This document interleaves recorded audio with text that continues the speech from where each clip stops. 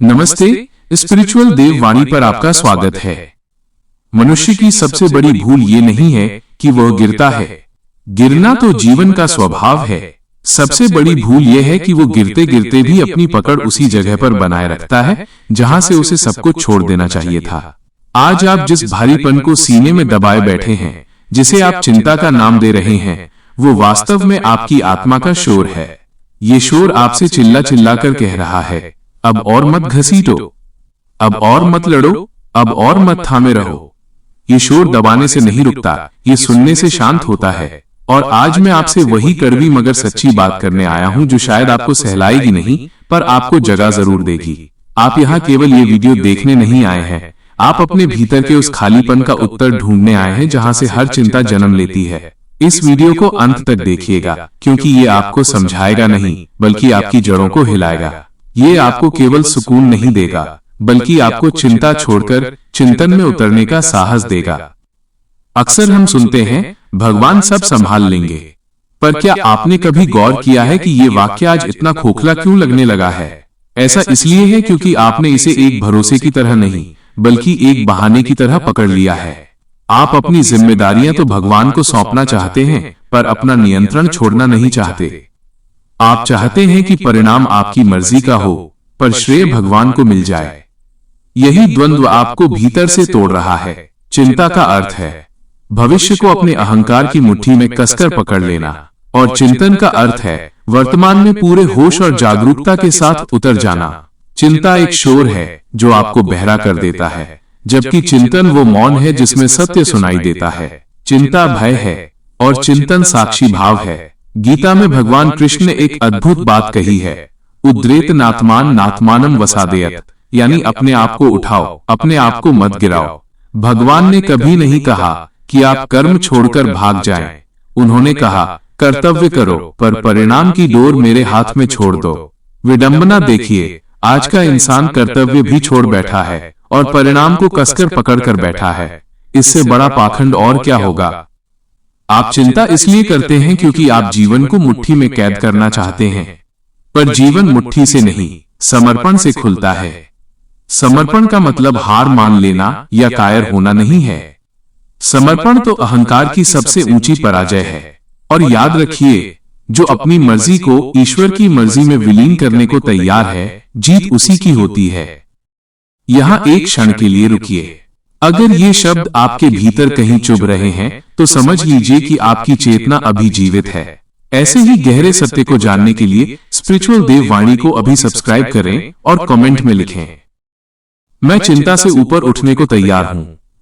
यह केवल एक कमेंट नहीं, आपके अवचेतन मन के लिए एक आदेश है। अब बात थोड़ी और गहरी और कठोर होगी। आप ईश्वर से प्रार्थना भी किसी व्यापार की तरह करते हैं। आप कहते हैं, मैंने इतनी पूजा की, इतना दान दिया, फिर भी मेरे साथ बुरा क्यों हुआ? मानो भगवान आपके कोई वेतन भोगी कर्मचारी हों। आपने कभी ये नहीं पूछा कि मैंने अपनी आत्मा को कितना शुद्ध किया। आपकी प्रार्थना में भरोसा था या सौदेबाजी? चिंता इसलिए भी आती है क्योंकि आप जीवन को टुकड़ों में जीते हैं, अतीत का बोझ ढोते हैं, भविष्य से डरते हैं और वर्तमान से भागते हैं। चिंतन इन तीनों को एक बिंदु पर ले आता है। अभी इसी वक्त आपकी सांस चल रही है, आपकी चेतना जाग रही है, आप जीवित हैं। जो अभी में है वही ईश्वर के निकट है।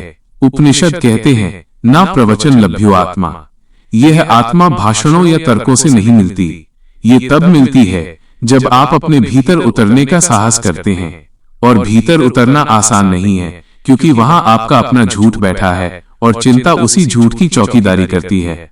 आप जितना सोचते हैं कि आप अकेले हैं, उतने आप होते नहीं। और आप जितना डरते हैं, उतना ही आप उस परम शक्ति से दूर हो जाते हैं। डर दूरी पैदा करता है, जबकि भरोसा एक सेतु पुल बनाता है। आज अगर आप ये स्वीकार कर लें कि आपकी एक सीमा है, कि हर चीज आपकी पकड़ में नहीं है, तो उसी क्षण ईश्वर का हस्तक्षेप शुरू हो जाता है। भगवान तब नहीं आते जब आप रोते चिल्लाते हैं, वे तब प्रकट होते हैं जब आप पूरी तरह शांत और स्थिर होते हैं। चिंता छोड़ना एक निर्णय है और चिंतन में उतरना एक साधना। साधना में समय लगता है, पर इसमें टूटन नहीं होती। असली सवाल तो ये है, आप अपने डर पर भरोसा करना चाहते हैं या उस ईश्वर पर जिसने आपको बनाया है? डर हमेशा सबूत मांगता है, जबकि भरोसा अनुभव मांगता है। और अनुभव तब होता है जब आप नियंत्रण की रस्सी ढीली छोड़ देते हैं। अक्सर लोग कहते हैं, मैं सब कुछ कर रहा हूं, फिर भी मन शांत नहीं है। आपके इस वाक्य में ही समस्या छिपी है। ये मैं बहुत भारी हो गया है। जहां मैं केंद्र में होता है, वहां ईश्वर केवल एक विचार बनकर रह जाता है, और विचार कभी किसी को संभाल नहीं सकते। चिंतन का पहला चरण है अपने भीतर के इस झूठे कर्ता को पहचानना। सच तो ये है कि आप सब कुछ नहीं करते।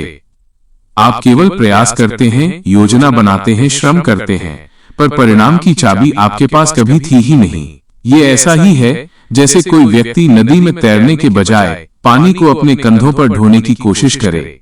नदी तो बह ही रही है, पर आप थक रहे हैं क्योंकि आप बहाव के साथ नहीं, अपने अहंकार के साथ जुड़े हैं। भगवान का अर्थ कोई मूर्ति नहीं, बल्कि एक विराट व्यवस्था है जो आपकी बुद्धि से कहीं बड़ी है। आप उस व्यवस्था के एक छोटे से अंश हैं, मालिक नहीं। जब अंश खुद को मालिक समझने लगता है, तभी चिंता का विष जन्म लेता है। कठोर सत्य सुनिए, चिंता ये नहीं दिखाती कि आप बहुत जिम्मेदार हैं। चिंता ये दिखाती है कि आप अविश्वासी हैं। आप जीवन के प्रवाह पर भरोसा नहीं करते। आप कहते कुछ हैं और भीतर मानते कुछ और हैं। शास्त्रों में कहा गया है, श्रद्धावान लभते ज्ञानम। श्रद्धा का अर्थ अंधविश्वास नहीं, बल्कि जीवन के साथ टकराव छोड़ देना है। यह पलायन नहीं, बल्कि परिपक्वता है।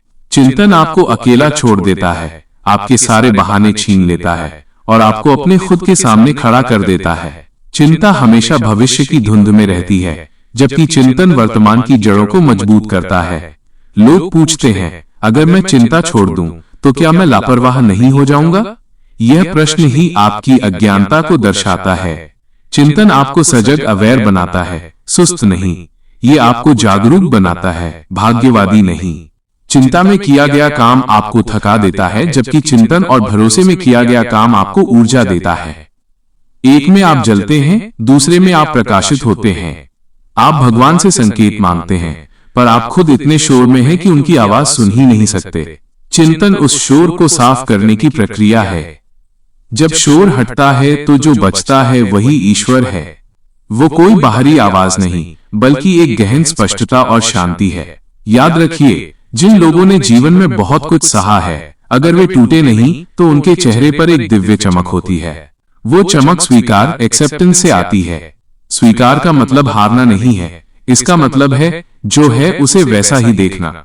आज आपसे कोई बड़ी उम्मीद नहीं है, बस इतना काफी है कि आप ईमानदारी से देखें कि आप कहां व्यर्थ की लड़ाई लड़ रहे हैं, कहां आपने उन चीजों को पकड़ रखा है जिन्हें छोड़ देना ही एकमात्र समाधान है। भगवान कभी आपकी जगह आकर काम नहीं करेंगे, वे आपको आपके केंद्र में स्थिर कर देंगे। जब आप स्थिर हो जाते हैं तो जीवन अपने आप संतुलित होने लगता है।